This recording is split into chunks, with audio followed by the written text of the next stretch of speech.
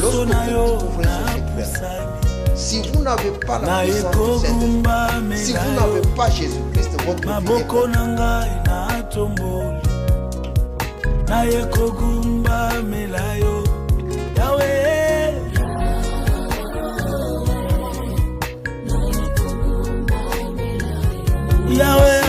notre émission de proclamation de l'évangile de la victoire. Nous, c'est le pasteur Jean-Marie Kalonji, le responsable du centre évangélique Fontaine d'adoration de Dieu.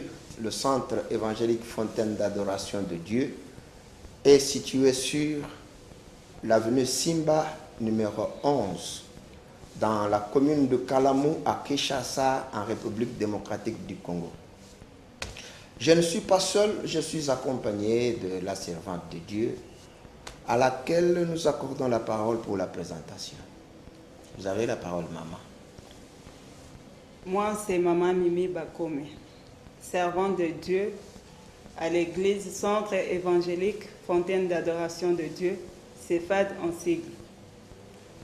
Comme elle a dit, nous sommes dans notre église appelée le CEFAD, comme je l'avais dit aussi, Centre évangélique Fontaine d'adoration de Dieu.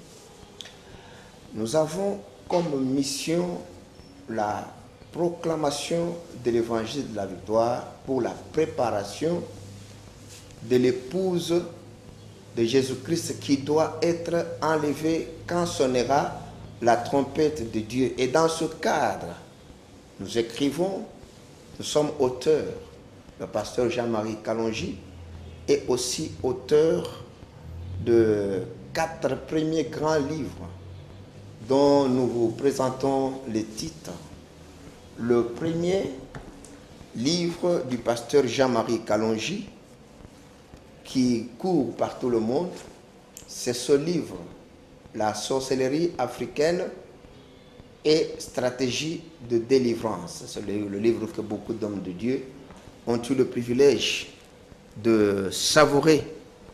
Nous avons notre deuxième livre, c'est celui-ci, La racine du succès dans la délivrance de la sorcellerie. Le deuxième livre. Il y a le troisième livre après celui-là, c'est celui-ci, Dieu et parents dans la lutte contre la sorcellerie en famille.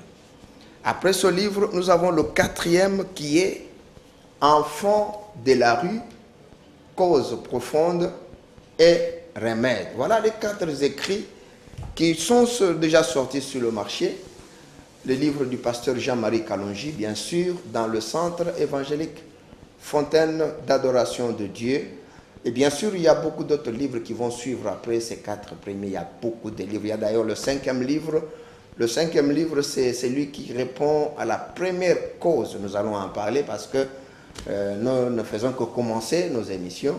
Nous avons beaucoup à dire dans le cadre de la préparation de l'épouse de Jésus-Christ. Vous savez que le but principal de l'existence de l'Église de Dieu sur la terre, dans l'humanité tout entière, dans le monde entier, le but principal pour lequel le Seigneur Dieu a fait qu'il y ait une Église sur la terre, c'est principalement d'abord de préparer les hommes et les femmes à l'enlèvement, car Jésus, il revient. Et vous savez, c'est bien écrit dans 1 Thessaloniciens, chapitre 4, verset 17, que je demande à maman de nous lire. Il est bien écrit et très clairement dans ce passage de la Bible, il est démontré clairement que Jésus, notre Seigneur, qui est venu, né de la Vierge Marie, Jésus qui a tant souffert, qui a opéré beaucoup de miracles, Jésus qui a été crucifié, Jésus qui est mort et qui est ressuscité, il a promis ce jour-là qu'il reviendra prendre son épouse. C'est bien écrit dans ce passage que maman nous lit. Maman, elle peut lire le verset. Nous lisons au nom de Jésus-Christ. Ensuite, nous les vivants qui serons restés, nous serons tous ensemble enlevés avec eux sur des nuées à la rencontre du Seigneur dans les airs, Et ainsi nous serons toujours avec le Seigneur.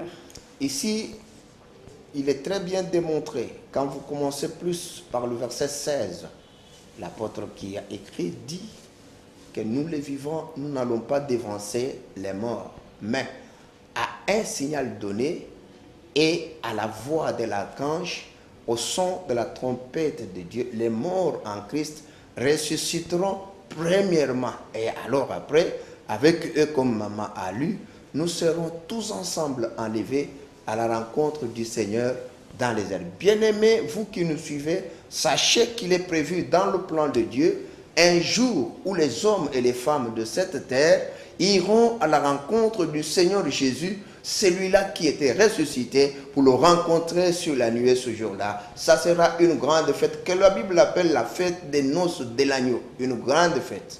Vous avez déjà rencontré, vous avez déjà participé à beaucoup de fêtes, mais là, il y aura une grande fête organisée par le Créateur où nous serons avec le Seigneur Jésus-Christ. La fête de l'entrée de l'agneau de Dieu dans les noces avec son épouse qui sera enlevée ce jour-là. C'est prévu dans le plan de Dieu qu'il y aura l'enlèvement de l'épouse de Jésus-Christ. Ça viendra. Tôt ou tard, l'épouse de Jésus-Christ, elle sera enlevée pour aller rencontrer le Seigneur Jésus sur la nuée. Et ce qui va se passer sur la terre, il y a beaucoup d'événements dont nous continuerons à parler dans la suite de nos émissions. Mais pour aujourd'hui, nous sommes en train d'introduire nos émissions de la proclamation de l'évangile de la victoire. C'est ce que nous annonçons dans ces émissions parce qu'il est impossible de préparer l'épouse de Jésus-Christ à l'enlèvement sans la victoire sur le péché et la sorcellerie, deux éléments qui font les grands obstacles dans la préparation de l'épouse de Jésus-Christ qui doit être enlevée. Mission principale de l'Église de Dieu sur la terre.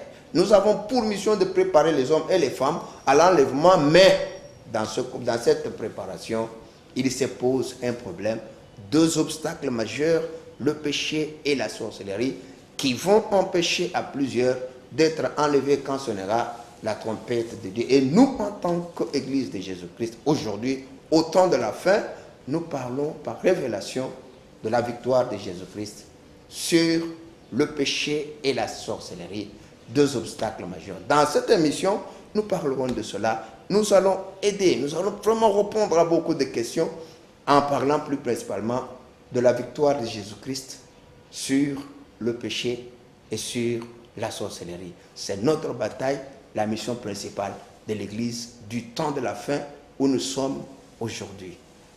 C'est de ça que nous allons parler. Pasteur, permettez-moi de vous interrompre un peu. Vous venez de parler d'une question très capitale. Vous venez de soulever quelque chose de très important. Vous avez parlé de la victoire sur le péché et sur la sorcellerie. Le péché est-il vraiment invincible? La sorcellerie est-elle invincible? Si oui, comment peut-on arriver à vaincre le péché? Comment peut-on vaincre la sorcellerie? Parce que vous avez parlé de la victoire sur le 2, mais comment peut-on arriver à vaincre le péché et à vaincre la sorcellerie? Si vous pouvez un peu nous éclaircir là-dessus pour que nous soyons un peu éclairés. Merci beaucoup, maman, pour la première question que vous me posez. D'emblée, je vous dirais que le péché et la sorcellerie sont invincibles. Ce n'est pas un mythe. Ce n'est pas un mythe. Et d'ailleurs, c'est l'objectif, comme je le disais, principal de ces émissions que nous avons parlé, que nous avons commencé. C'est notre première émission.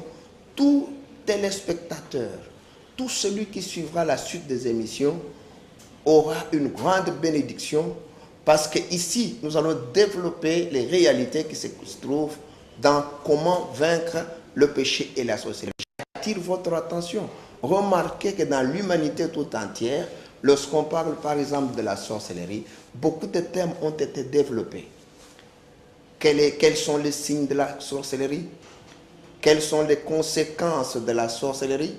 On en a tellement parlé que les gens en ont tellement entendu qu'il nous reste la question capitale que tu as posée. Oui, nous connaissons les signes de la sorcellerie. Oui, nous connaissons les conséquences de la sorcellerie.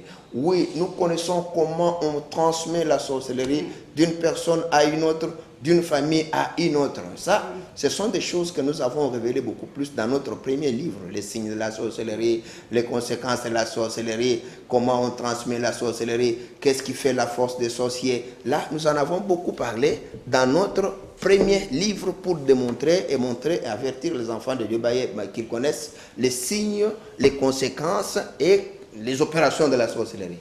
Dans le premier livre, on en a beaucoup parlé. Au monde entier, tous nos grands séminaires au monde entier sur la sorcellerie ne tournent que, non tournés jusqu'à maintenant où nous parlons, que autour de thèmes comme quelles sont les conséquences de la sorcellerie, quels sont les signes de la sorcellerie. Mais la question capitale est restée en coulisses. La grande question, c'est comment vaincre la sorcellerie, comme vous l'avez demandé. Que Dieu vous bénisse beaucoup. Mais vous savez aussi, maman, cette question, non pas seulement dans ce domaine, dans la vie des hommes au monde, c'est pas seulement à nous, c'est même arrivé à beaucoup de personnes au temps du Seigneur. C'est une question capitale. Dans la conjugaison de la vie, répondre à cette question, c'est arriver, mettre les pieds dans le jardin d'Éden, rentrer dans le jardin d'Éden, dans le paradis. C'est à cause de cette question que beaucoup de gens ont souvent eu une vie suspendue. Vous pouvez tout faire, mais quand vous ne savez pas comment répondre à cette question dans la vie de chaque jour. Remarquez, beaucoup de personnes sont parvenues à se donner la mort parce qu'ils ne sont pas parvenus à répondre à cette question. Par exemple, quelqu'un qui n'a pas le mariage, ça fait un problème. Il peut danser avec tout le monde dans l'église. Il peut prier avec tout le monde dans l'église. Mais tant qu'il n'a pas encore reçu le mariage, tant qu'il n'a pas encore reçu le travail, tant qu'il n'a pas encore reçu l'enfant qu'il recherche dans son mariage, comment y arriver fait un problème. C'est une vie suspendue. Quand cette question n'est pas répondue, c'est une vie amère, une vie totalement suspendue parce qu'il faut arriver à y répondre. Alors là, la vie devient succulente, elle devient facile, ça donne la joie et le figure s'ouvre. Mais quand quelqu'un a cette question qui est dans son cœur, c'est même sur son visage, on peut le remarquer dans plusieurs cas. C'est arrivé même aux apôtres. Ils se posaient beaucoup de questions. Comment manger? Comment boire? C'est arrivé et ça arrive. Ça arrive. Et le but de l'évangile de Jésus-Christ, c'est de répondre à cette question ici. Surtout dans le domaine du péché et de la sorcellerie. Le but de l'évangile de Jésus, c'est qu'il donne même la grande valeur à la doctrine chrétienne dans laquelle nous sommes. Ce qui nous distingue de l'humanité tout entière, c'est montrer aux enfants de Dieu comment vaincre le péché et la sorcellerie. Ces deux éléments que l'on croit au monde entier invincibles. Non, le péché et la sorcellerie sont vincibles. C'est vincible. Mais, qu'est-ce qui se passe? C'est là où il y a le grand combat. Parce qu'au fait, vaincre le péché et la sorcellerie, comme je le dis, vous rentrez carrément dans le jardin d'Éden, dans le paradis. Vous mettez vos pieds dans la zone de la bénédiction de Dieu. Mais alors là, le diable ne vous laissera pas les mains libres. C'est là où il y a le combat dont tout le monde parle au monde. Tout le monde sait que la vie spirituelle, le combat, la sorcellerie, le péché font l'objet d'un combat. On doit combattre contre le péché et la sorcellerie. On en parle souvent. Mais alors là aussi, il y a un problème. Il y a un problème. Tout le monde sait que vaincre le péché et la sorcellerie, on ne peut pas parler de la victoire sans le combat. Il faut combattre d'abord. Combattre contre le péché et la sorcellerie. Maman, c'est là où l'église de l'humanité tout entière a été piégée. Oui, c'est là où l'église de l'humanité tout entière est tombée dans le piège du diable. Dans l'ignorance de ce combat. Comme nous disons que c'est un combat, au monde entier, prenons sur le plan physique de la vie des hommes. Heureusement que vous en parlez, pasteur. J'allais encore vous arrêter une fois de plus parce que vous venez de parler du combat. Ça suscite encore une autre question. Comment combattre? Voilà. Parce que vous avez parlé du combat, oui, mais il se pose encore une autre question. Combattre, oui, mais comment? Comment devons-nous combattre pour parvenir à la victoire? C'est vrai, cette question est capitale aussi. Si vous regardez les églises du monde aujourd'hui, est le score de la lutte, du combat qu'on a mené des années et des années contre le péché et la sorcellerie. Le score n'est pas à l'avantage des enfants de Dieu. Et c'est amer, c'est dramatique. Pour aller vite en besogne avec ta question, vaincre le péché et vaincre la sorcellerie, ça c'est capital. Pour tous les enfants de Dieu qui nous suivent au travers du monde entier, ça c'est capital. Pour vaincre le péché et la sorcellerie, dans ce combat, pour vaincre dans le combat contre le péché et la sorcellerie, il se pose une question capitale. Il se pose un problème sérieux de la connaissance de ce que nous appelons la règle de jeu. Au monde entier, même sur le plan physique, il n'existe aucun combat qui soit dépourvu de la règle de jeu. Vous voulez vaincre dans un combat, vous voulez vaincre dans une lutte, il faut connaître les règles de jeu de ce combat-là. Si vous ne connaissez pas les règles de jeu, c'est une grosse erreur de s'engager dans ce combat, c'est une grosse erreur de prétendre gagner dans le combat. La première chose lorsqu'on se trouve dans un combat, prenons par exemple le combat de boxe. Nul ne peut prétendre gagner, monter sur le ring avec le champion du monde en boxe et gagner ce combat-là s'il ne connaît pas la règle de jeu de ce combat.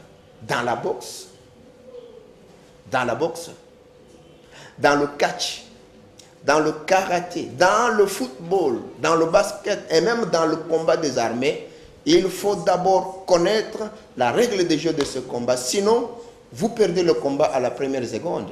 Nous avons dans notre pays, dans la vie de l'humanité, nous avons des grandes universités où les gens vont pour apprendre comment connaître, comment combattre, comment faire la guerre et gagner.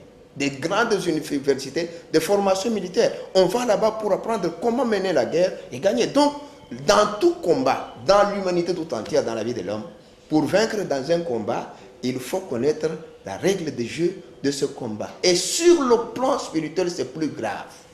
Quand on parle du péché et de la sorcellerie. Il est impossible de vaincre le péché, vaincre la sorcellerie, sans connaître la règle de ce jeu. C'est là le grand problème. C'est là où beaucoup d'enfants de Dieu sont tombés dans les pièges du diable. Ils gémissent, ils prient très bien, ils jeûnent très bien, ils font des grands sacrifices, mais ils sont toujours butés aux échecs contre le célibat, contre la sorcellerie, contre la stérilité, contre les maladies maléfiques, contre la pauvreté. Ils échouent parce qu'ils ne connaissent pas la règle de jeu de ce combat. C'est quand on connaît la règle de jeu dans ce combat qu'on arrive à la victoire. Vous verrez par exemple Jésus qui parle avec ses apôtres. Ils se sont trouvés un jour envoyés en mission. Ils ont réussi à beaucoup de choses. Ils ont chassé les démons et ils ont dit au Seigneur, même les esprits méchants nous sont soumis. Et c'était très bon.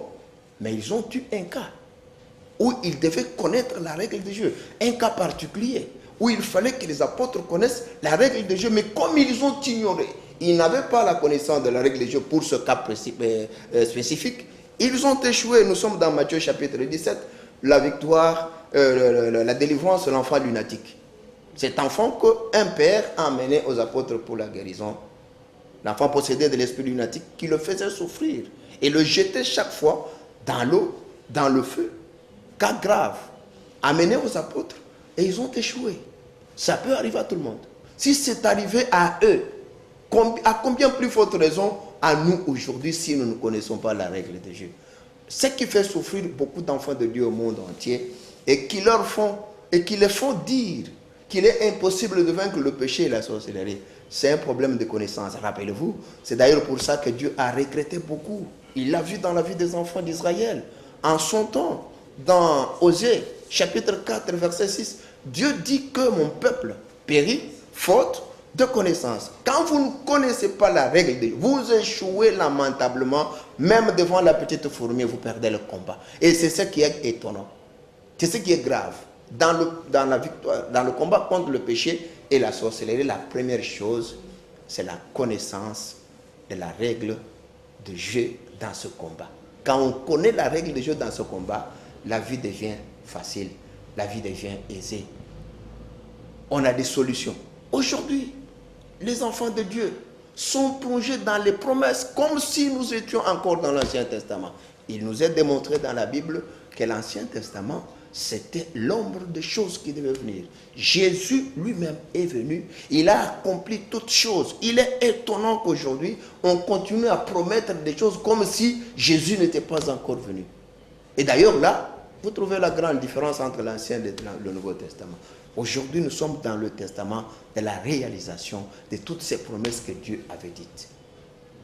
Mais, il faut connaître la règle de Dieu dans cette... Et attention, ce qui est grave dans cette règle de Dieu, dans la lutte contre le péché et la sorcellerie, qu'est-ce qui est grave? C'est là où le diable a jeté les bases de son œuvre. C'est ce que je venais de dire. Osée 4, 6. Mon peuple périt faute de connaissance. Jésus qui est arrivé lui-même, il va s'adresser aux enfants d'Israël. Il va leur dire que vous connaîtrez la vérité et la vérité vous affranchira. Nous sommes dans Jean chapitre 8, verset 32. Jean 8, 32, Jésus dit que vous connaîtrez la vérité et la vérité vous affranchira. Ce qui veut dire que pendant qu'il parlait avec eux, bien qu'enfants d'Israël, sortis d'Égypte et dans leur pays, à ce niveau-là, à cette époque-là, Jésus savait qu'ils étaient encore aveugles. Mais regardez ce qui est grave, c'est quoi? C'est là la réaction des enfants d'Israël. C'est ce qui arrive aujourd'hui, ce qui tue les enfants de Dieu aujourd'hui. Tout le monde vous dira qu'il voit, tout le monde vous dira qu'il connaît, surtout dans ce domaine ici. C'est ce qui est grave. C'est ce qui est grave dans ce domaine. Et d'ailleurs, le nombre d'échecs que nous constatons dans la vie des enfants de Dieu contre le péché et la sorcellerie, c'est un signe qui montre qu'il y a un problème sérieux de manque de connaissance de la règle de Dieu dans ce domaine. Vous savez, quand quelqu'un ne connaît pas, il mord à tout hameçon. Il est preneur de toutes les solutions qu'on lui propose. Et là, on lui présente l'huile et il prend.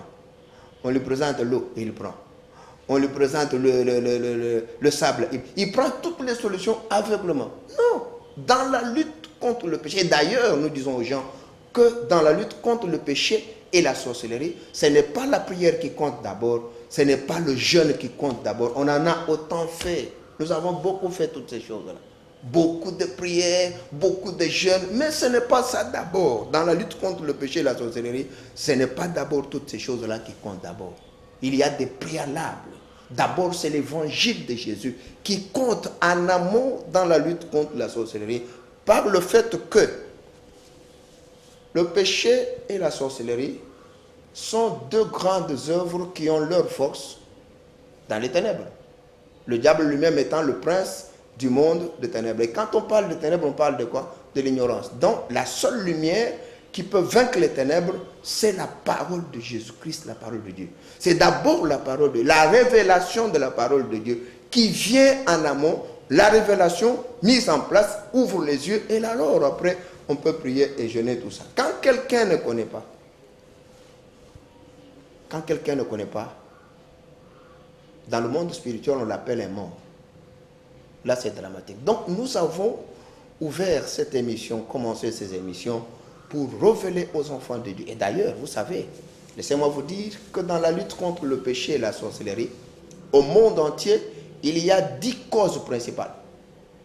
Causes d'échec. 10 causes d'échec dans la lutte contre le péché et la sorcellerie. Des causes capitales, là où il y a la force du diable, des causes qui font que les enfants de Dieu, qui prient très bien, qui jeûnent très bien, ils échouent. À cause de l'ignorance de ces 10 causes capitales qui font la force du monde ténèbre. Et dans nos émissions, nous allons nous déployer à parler cause après cause pour montrer aux enfants de Dieu comment on peut vaincre le péché et la sorcellerie dans le cadre de la préparation de l'épouse de Jésus-Christ, oui, mais aussi dans le cadre de la délivrance, parce qu'en attendant que Jésus ne revienne, nous devons vivre et gagner vivre le bonheur de Dieu sur la terre, en attendant que le Seigneur ne vienne. Mais là, il faut vaincre carrément le péché et la sorcellerie. C'est là où nous parlons des 10 causes principales dans la lutte, 10 causes principales d'échec des églises actuelles dans la lutte contre le péché et la sorcellerie. On fait toutes choses bonnes, mais quand il s'agit de la sorcellerie, là, ça capote. Et c'est dans la vie de l'humanité entière. Mais il faut arriver d'abord à révéler toutes ces causes-là, des 10 causes d'échec des églises actuelles dans la lutte contre le péché et la sorcellerie. C'est là où nous allons beaucoup passer le temps dans la préparation de l'épouse de Jésus-Christ. Donc, c'est vincible. C'est vincible, le péché est vincible, la sorcellerie, elle est vincible. C'est un problème de la connaissance. Voilà là où nous commençons nos émissions. Pour vaincre le péché et la sorcellerie, il faut connaître la révélation de l'évangile de Jésus-Christ. C'est la chose capitale. C'est la lumière, unique lumière qui peut nous permettre de chasser les ténèbres de la sorcellerie, les ténèbres du péché dans la vie des enfants de Dieu pour qu'ils soient prêts quand la trompette sonnera pour que nous soyons enlevés. Parce que comme nous avons dit au début, il est impossible de préparer l'épouse à l'enlèvement. Il est impossible de vivre la véritable délivrance sans la victoire sur le péché, sans la victoire sur la sorcellerie. C'est impossible. C'est pourquoi nous annonçons l'évangile de la victoire de Jésus-Christ dans ces deux domaines au monde entier, au travers de ces émissions que nous avons commencées aujourd'hui. Et nous allons détailler cause par cause les 10 causes d'échec. Nous allons en parler pour révéler aux enfants de Dieu ce que Dieu nous a dit au monde entier. Nous, c'est le pasteur Jean-Marie Kalonji, je l'ai dit au début, je suis le responsable du centre évangélique Fontaine d'adoration de Dieu. Je suis accompagné aujourd'hui de la servante de Dieu, Maman Mimi Bakome, qui est avec nous dans le ministère. Nous sommes aussi auteurs et écrivains des 4 livres sur la sorcellerie, dont voici les titres. Le premier livre, La sorcellerie africaine, des stratégies de délivrance, c'est le premier. Le deuxième livre, La racine du succès dans la délivrance de la sorcellerie. Le troisième livre que nous avons écrit, c'est Dieu et parents dans la lutte contre la sorcellerie en famille. Et le 4e livre que nous avons écrit, c'est Enfants de la rue, cause profonde et remède. Il y a le 5e livre qui est en chantier, c'est la première cause d'échec des églises actuelles dans la lutte contre la sorcellerie et le péché. Nous en parlons et nous écrivons aussi pour aider les enfants de Dieu à la délivrance. Notre ministère est situé sur l'avenue Simba, numéro 11, dans la commune de Kalamu à Kinshasa, dans la République démocratique du Congo. Nous avons nos séances de culte chaque mercredi, chaque vendredi et chaque dimanche. Mercredi, vendredi de 17h à 19h30 et chaque dimanche de 9h à 11h30, 12h. Nous sommes sur le centre évangélique Fontaine d'adoration de Dieu pour la proclamation de l'évangile, la victoire de Jésus-Christ sur le péché et la sorcellerie. Que Dieu vous bénisse.